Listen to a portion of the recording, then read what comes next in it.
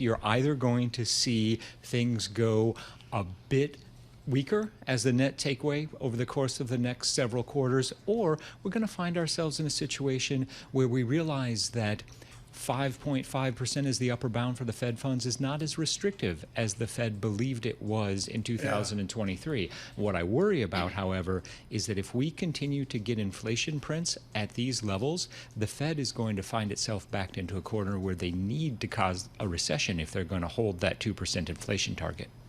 So it's, Francis, I think from a past discussion, I got the sense that you guys are very more conservative than maybe the consensus on this economy. I took the recession talk off the table a year ago. Was that a little premature?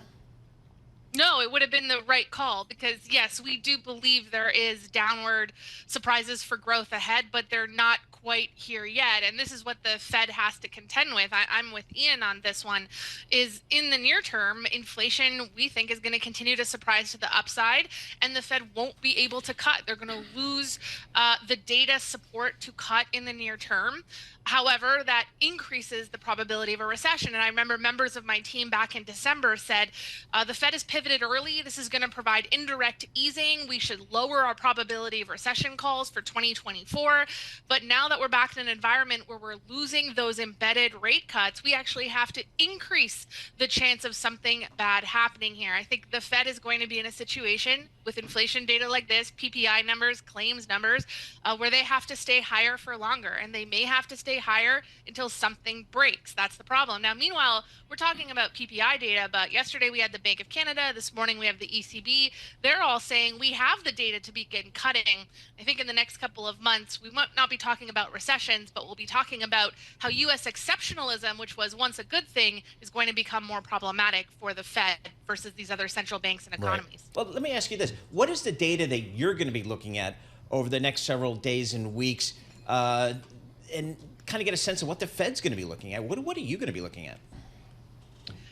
We're looking at the job market because the focus has turned back towards inflation, which is not providing enough cover for cuts in the near term, probably not for June, although I'm already getting messages from my team here that the contributions from PPI that help us understand what PCE will look like are actually looking fairly light.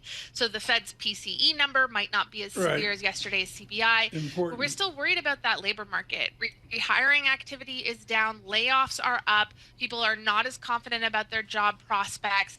And some of these leading indicators inside job reports, even though we look at the headlines like full-time employment down year over year, these are all really problematic. Labor markets don't break in straight lines. They break in nonlinear fashion. So while the market is focused on some of these inflation dynamics, our eyes are going to be on when does labor really start to break? Because when it breaks, it won't matter whether you're a CEO, won't matter whether you were in the inflation higher for longer. The Fed will have to refocus towards the growth side of their mandate. Francis, why isn't labor broken yet? Because we're in a major structural shortage.